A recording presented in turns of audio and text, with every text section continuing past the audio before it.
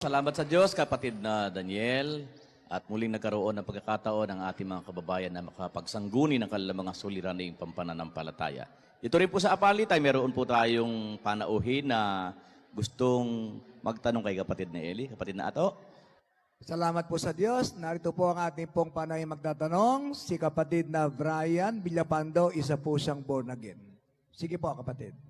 Tatanong ko lang po kung totoo po ba yung lay hands na kapag napatungan ng kamay ng pastor ay gagaling ng karamdaman at matutupad na yung kanyang kahilingan. Maraming salamat po. Alam mo, kapatid, yung patong-patong ng kamay ng pastor, conforme sa kamay na ipapatong. Ang inutusang magpatong ng kamay, yung malinis ng kamay. No?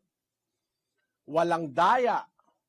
Kamay na hindi nagbububu ng dugo. Hindi nanloloko ng kapwa. Yung mga kamay na yon ang ipinapapatong ng Diyos. Gaya ng kamay ng mga apostol. Pero yung kamay na nagnanakaw, yung kamay na nananalat ng kung ano-anong sinasalat, pagkatapos ipapatong mo sa kapwa mo, naku, masama yun. Makakadamay pa ng kasalanan yun 5:22 ng unang Timoteo. Huwag mong ipatong na madalian ang iyong mga kamay sa kanino man, ni huwag kang makaramay sa mga kasalanan ng iba. Ingatan mong malinis ang iyong sarili. Alam mo, yung si Timoteo may karapatan siyang magpatong ng kamay, pero huwag mong ibapatong yung kamay mo na madalian kahit kanino, sabi niya. Huwag kang makaramay sa kasalanan ng iba. Ingatan mong malinis ang iyong sarili. So yung magpapatong ng kamay, dapat malinis. Tingnan mo muna yung pastor na magpapatong sa'yo kung malinis ang kamay. Alam mo, kapatid na Brian, yung laying on of hands, ginawa ng mga apostol yan. Pero later in their ministry, hindi na nila pinractice yan. Isa yan sa mga elementary teachings of the Lord Jesus. Nung dumating ang panahon ng mga apostol, lalo na sa panahon ni Pablo, hindi na sila nag-practice diyan. Binawalan niya nga si Timoteo na basta-basta na lang magpatong ng kamay kahit kanino Baka madamay ka sa kasalanan ng iba. Kaya nung panahon ni Pablo, may mga sakit, di niya na pinatungan ng kamay. Kasi dumating na yung grado ng pananampalataya na nasa spiritual na sila level. Yung spirituality ang itinuturo niya, hindi na yung material na bagay. Pakinggan mo ito sinasabi sa 5:23 ng unang Timoteo. Huwag kang iinom pa ng tubig lamang, kundi gumamit ka ng kaunting alak dahil sa iyong sikmura at sa iyong madalas na pagkakasakit. Si Timoteo, ministrong kasama ni Pablo, mahal na mahal siya ni Pablo, meron sakit sa sikmura, no? Laging madalas na nagkakasakit sa sikmura. Sabi ni Pablo, gumamit ka ng kaunting alak, ihalo mo sa tubig dahil sa yung sikmura at sa madalas na pagkakasakit. Hindi niya naman pinatungan ng kamay si Timoteo para gumaling na milagro, na magagaling ng mabilis. Hindi. Kasi hindi na nga nila pinapractice sa bandang huli ng kanilang ministeryo yung pagpapatong ng kamay. Pakinggan mo sa 2 Timoteo 4:20.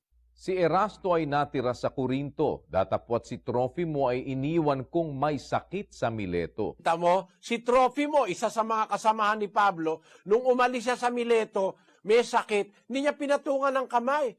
Kasi siya rin ang may sabi, si Pablo, iwan na natin yung mga simulain na yan, na patong ng kamay, patong ng kamay, patong ng kamay. Iwan na natin yan sa 1 hanggang 2 ng Hebreo.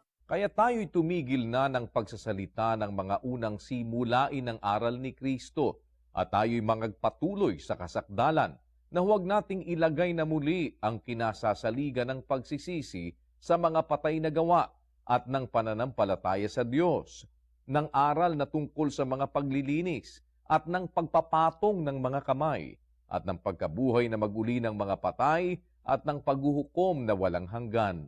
Yung mga pagbubuhay-buhay sa patay, yung pagpapatong ng kamay, iwan na natin yan kasi let us go on unto perfection. Tayo magpatuloy sa kasakdalan.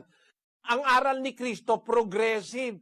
Hindi laging puro milagro, puro buhay ng patay. Eh kung puro buhay ng patay, masama yun eh. Alam mo kung bakit? Eh, halimbawa, namatay si Timoteo. Pinatungan lang kamay ni Pablo. Nabuhay uli. Eh, namatay na naman uli. Papatungan na naman ang kamay. Mabubuhay na naman uli. Eh, kung may rayuma yung tao, kaya nga namatay para magpahinga na. Patong ka ng patong ng kamay. Buhay naman ang buhay. Hirap na sa rayuma. Parang pinapahirapan mo yung tao. Mali yun, mali yun. At kung totoo yan, na pagpatong ng kamay, mabubuhay ang patay, eh dapat walang Kristiyanong namatay. Hanggang ngayon, buhay pa sila lahat. Kaya lang makikita mo, may mga damo na sa likod. Kasi masyado na matatanda, no? Tapos hirap na sa rayuma. Hirap na dahil may hika, ano? 2,000 taon ka ba namang hikain pag hindi ka naman napagod niyan, ano? Kapapatong ng kamay. Ganon. Kaya nung bandang huli ng mga ministeryo ng mga apostol, itinuro na ng Panginoong Hesus na magpatuloy sa kasakdalan yung higher level of faith. Ano?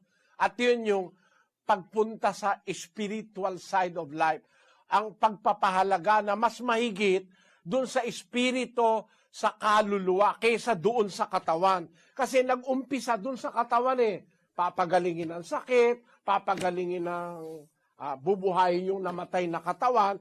Pero dumating yung punto na nagkaroon sila ng level of understanding na mas mataas sa material, dinala sila ng Panginoon doon sa spiritual side of our being, yung kaluluwa at saka yung espiritu.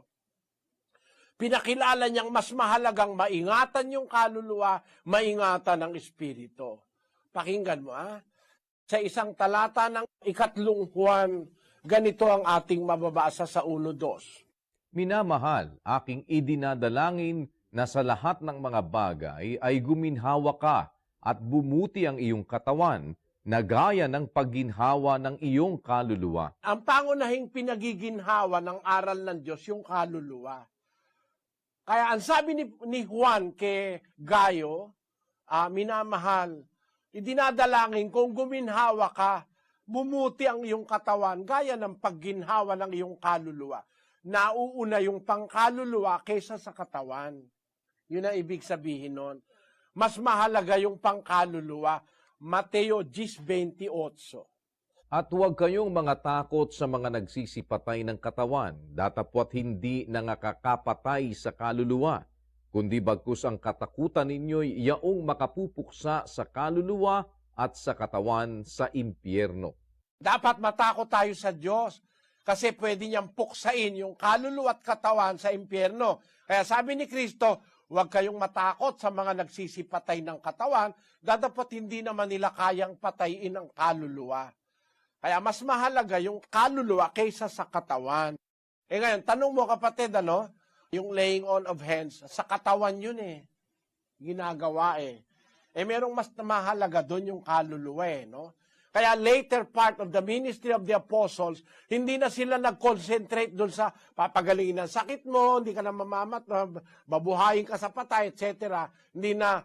Ang mas mahalagang itinuro na nila yung preservation of the soul. Keeping the soul preserved until the coming of the Lord Jesus Christ. Na yung soul natin, yung ating kaluluwa, ay maingatang buo. Yun ang layo ng later ministry of the apostles. Sana naunawaan mo. Maraming salamat po, Brother Eli. You're welcome.